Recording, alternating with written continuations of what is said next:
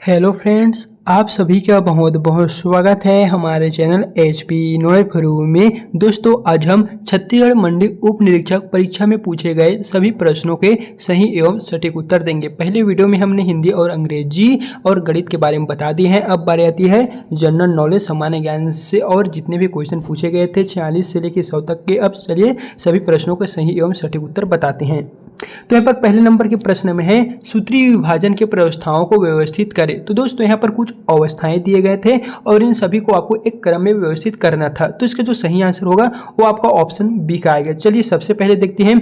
ए वाला आएगा अंतरावस्था, फिर पूर्वा अवस्था, फिर मध्य अवस्था, फिर उसके पश्चात पश्चावस्था, फिर अंत में अंत्य अवस्था। ये जो आपका दिए गए हैं बी वाला, वही इसका राइट एंड करेक्ट आंसर होगा।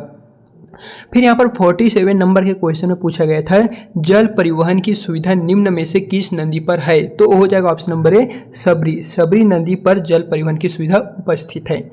अगला क्वेश्चन है पुष्प के निम्न में से कौन सा भाग पर नर जनन अंग होता है। तो हो जाएगा पुंकेसर। पुंकेसर पर ही नर जननांग स्थित होता है। तो ऑप्शन जो यहाँ पर सी है वही इसका राइट एंड करेक्ट आंसर होगा। बाकी यहाँ पर अगला क्वेश्चन है निम्न में से कौन सा कथन सही है। तो सही कथन की पहचान करना है। तो वो मात्र होगा आपका जे, के और एल। ये सही नहीं है। क्यों? क्योंकि यहाँ पर है पीएच स्केल में 1 से 7 तक ही होते हैं, नहीं 1 से 7 के और आगे भी होता है। तो इस तरह से हम गलत मानेंगे और इसे सही मानेंगे। तो डी वाला जो है वो आपका राइट एंड करेक्ट आंसर होगा।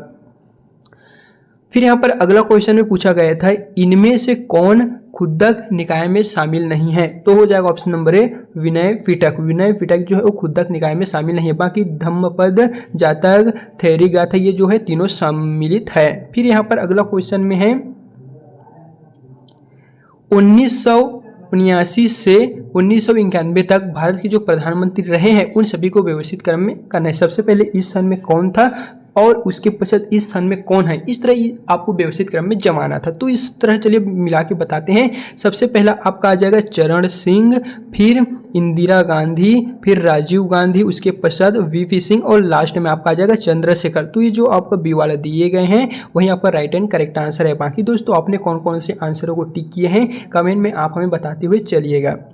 सो यहाँ पर अगला क्वेश्चन में पूछा गया था सूत्र कणिका से संबंधित कौन है। जो यहाँ पर लिखा गया है सूत्र कणिका से संबंधित आपको बताना है। तो हो जाएगा option number A thylakoid. Thylakoid जो है वो सूत्र कणिका से संबंधित है। तो जो ऑप्शन यहाँ पर ए है देख लीजिएगा। बाकी दोस्तों हमने हिंदी, अंग्रेजी और मैथमेटिक्स गणित से संबंधित जितने भी क्वेश्चन पूछे गए थे उन सभी का पहले ही हमने नेक्स्ट वीडियो के माध्यम से वीडियो बना चुके हैं। अगर आप नहीं देंगे तो लिंक डिस्क्रिप्शन में आपको मिल जाएगा, तो जरूर से उनको भी वॉच कर लीजिएगा।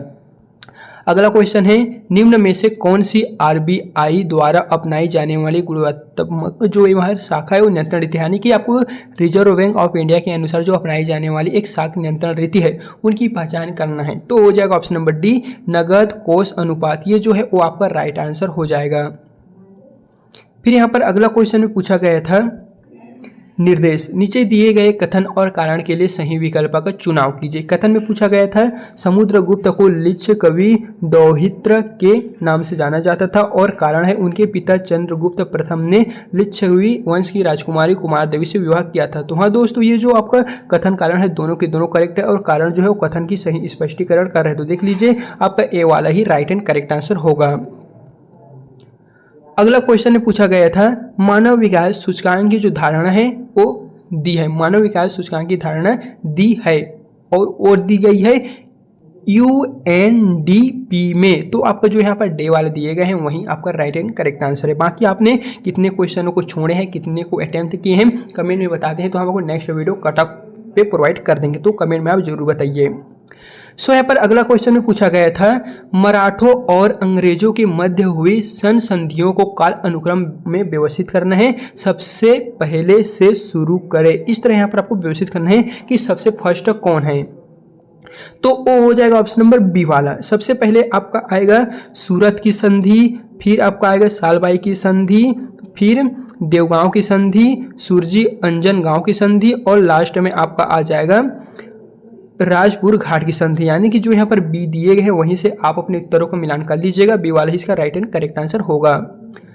फिर दोस्तों यहाँ पर अगला क्वेश्चन में पूछा गया था मगरमच्छ को नैसर्गिक अभयारण्य कौन सा है, जो मगरमच्छों का अभयारण्य है वो कौन सा है, तो हो जाएगा ऑप्शन नंबर सी भैंसा दहरा अभयारण्य जो है वो मगरमच्छों का नैसर्गिक अभयारण्य माना जाता है। तो दोस्तों देख लीजिए सी वाला ही इसका राइट आंसर होगा।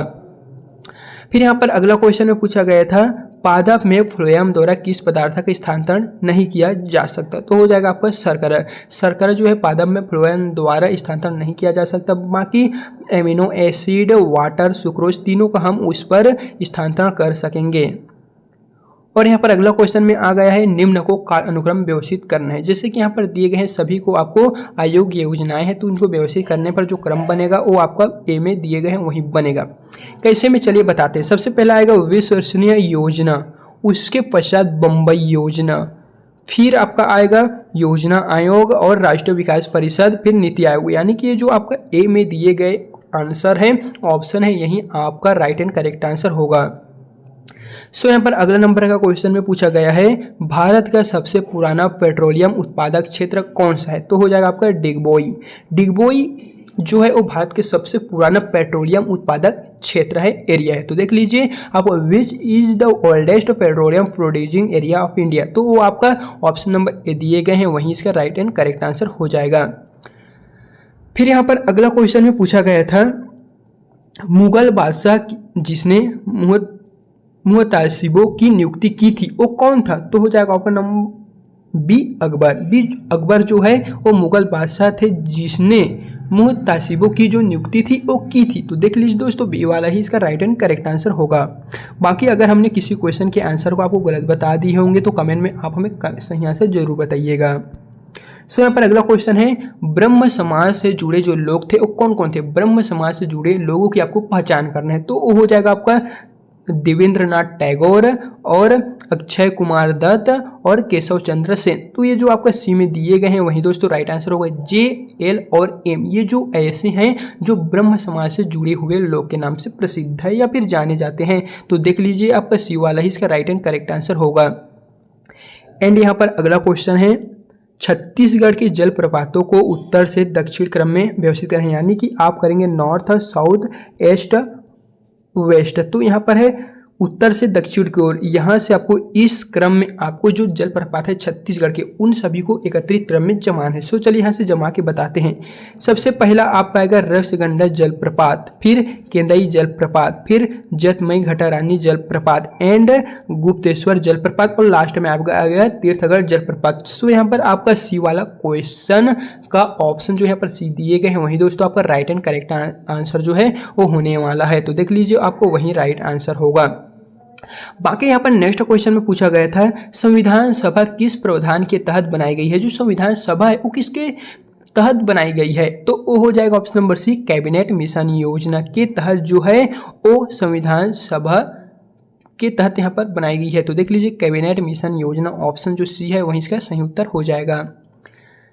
फिर यहाँ पर अगला क्वेश्चन में है 65 नंबर में गांधी जी ने दांडी यात्रा का जो समापन है वो कब किया था।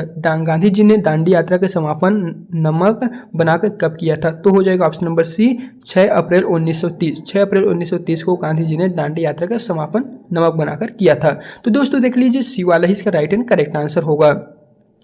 एंड यहाँ पर अगला क्वेश्चन है नीचे दिए गए कथन और कारण के लिए सही विकल्प का चुनाव कीजिए। पहला तो यहाँ पर कथन में है चंद्रमा पर वस्तु का भार पृथ्वी की तुलना में कम होता है, जिसका कारण है चंद्रमा पर गुरुत्वीय त्वरण पृथ्वी की अपेक्षा कम है, इसी कारण। तो यहाँ पर A B C D 4 option दिए गए थे। सो चलिए इसका सही आंसर हम देखेंगे तो हो जाएगा ऑप्शन नंबर ए वाला।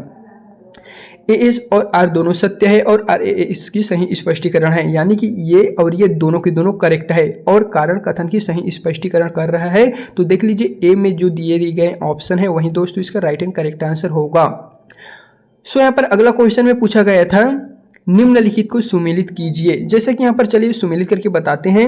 सबसे पहला है राष्ट्रीय खाद्य सुरक्षा मिशन का प्रारंभ कौन से सन में हुआ था, वो है अक्टूबर 2007 में। कृषि मूल्य आयोग का गठन कब हुआ था, 1965 में। हरित क्रांति का प्रारंभ कब हुआ था, 1966 से 67 के बीच। भारत की प्रथम कृषि जनगणना हुआ था 1970 से 71, यानी कि जो आपका यहाँ पर सी में दिए गए ऑप्शन है वहीं देख लीजिए इसका सही उत्तर होगा। बाकी किसी क्वेश्चन के आंसर को हम आपको को गलत बता रहे होंगे तो सही आंसर आप हमें कमेंट में बता दीजिएगा, ताकि हमारे द्वारा किसी भी स्टूडेंट को कोई भी प्रॉब्लम ना हो। बाकी यहाँ पर अगला क्वेश्चन में है, वर्ष 2017 से 18 में जो उत्पादन हुआ था उनकी भागीदारी सबसे अधिक किस क्षेत्र की थी? वर्ष 2017-18 में उत्पादन में किस क्षेत्र की भागीदारी सबसे अधिक थी? तो हो जाएगा, देख लीजिए दोस्तों, ऑप्शन नंबर यहाँ पर दिए गए हैं तृतीयक क्षेत्र, यहीं आपका राइट एंड करेक्ट आंसर जो है वो हो जाएगा। फिर यहाँ पर अगला क्वेश्चन है, संविधान सभा की प्रथम बैठक कब आयोजित की गई थी? तो हो जाएगा दिसंबर 1946। संविधान सभा की प्रथम बैठक जो है वो दिसंबर 1946 को आयोजित की गई थी। फिर यहाँ पर अगला क्वेश्चन है, उत्प्रेषण लेख का जो शाब्दिक अर्थ है वो क्या होगा? तो हो जाएगा एक आज्ञा पत्र। उत्प्रेषण लेख का शाब्दिक अर्थ होगा एक आज्ञा पत्र। तो ये जो सी दिए गए हैं वहीं इसका राइट उत्तर है। बाकी यहाँ पर अगला पार्ट हमारा आता है समसामयिक घटनाक्रम, खेलकूद, देश विदेश, यानी जो current affairs, sport, national and international question आए हुए थे, चलिए उनके बारे में हम बताते हैं। तो यहाँ पर है, दिसंबर 2025 में किस देश ने अगले दशक के भीतर चंद्रमा पर एक परमाणु ऊर्जा संयंत्र बनाने की योजना की घोषणा की थी? तो हो जाएगा ऑप्शन नंबर बी, चीन। चीन जो है वो इसका राइट आंसर होगा। फिर यहाँ पर अगला क्वेश्चन में है, स्वच्छ सर्वेक्षण 2024-25 में 20,000 से कम जनसंख्या वर्ग में सुपर स्वच्छ आवाड़ी शहरों की जो रैंकिंग का क्रम है वो कैसा होगा? तो होगा ऑप्शन नंबर डी के अनुसार, जैसा कि सबसे पहला आपका आएगा पाटन, फिर बुधनी, फिर विश्रामपुर और पन्हाला, फिर पंचगनी। तो ये जो आपका डी में दिए गए हैं, यहीं से आप अपने उत्तरों का बयान कर लीजिएगा। फिर यहाँ पर अगला क्वेश्चन में है, सांख्यिकी एवं कार्यक्रम कार्यान्वयन मंत्रालय MOSPI ने फरवरी 2026 में उपभोक्ता मूल्य सूचकांक CPI संशोधन जारी किया, वह नया आधार वर्ष क्या है? तो हो जाएगा ऑप्शन नंबर 2018 बी। ऑप्शन जो बी दिए गए हैं 2018, यही इसका राइट उत्तर हो जाएगा। फिर दोस्तों यहाँ पर अगला क्वेश्चन आता है। सो अगला क्वेश्चन पढ़ने से पहले बता दें, इन सभी का जो और क्वेश्चन है उन सभी को हम आपको PDF फॉर्म में अपने टेलीग्राम में प्रोवाइड कर देंगे, और टेलीग्राम का जो लिंक है मैं डिस्क्रिप्शन में दे दिया हूँ, वहाँ से जाइए। और ये जो पूरा का पूरा 1 से लेकर 100 तक का क्वेश्चन वाला है वो वहाँ से दोस्तों आप डाउनलोड कर सकते हैं, क्योंकि अगर हम एक एक बताएंगे तो काफ़ी लंबा वीडियो हो जाएगा। इसलिए हम आपको सीधे शॉर्ट फॉर्म में जितने भी क्वेश्चनों का आंसर बताए हैं वो आपका सही होने वाला है। बाकी जैसे ही फाइनल मॉडल आंसर की व्यापम की ओर से जारी होगा तो उसे आपको प्रमाणिक मानना है। हम जो बताए हैं वो आप सिर्फ एक एक्सपेक्टेड मान के चलिएगा। बाकी इस PDF को मैं टेलीग्राम में दे दूंगा, और टेलीग्राम का जो लिंक है वो डिस्क्रिप्शन में ऑलरेडी मैंने डाल दिया हूँ। सो दोस्तों, अगर वीडियो पसंद आए तो वीडियो को लाइक कीजिए और अपने दोस्तों को जरूर शेयर कीजिए। तो चलिए फिर मिलते हैं नेक्स्ट वीडियो के साथ।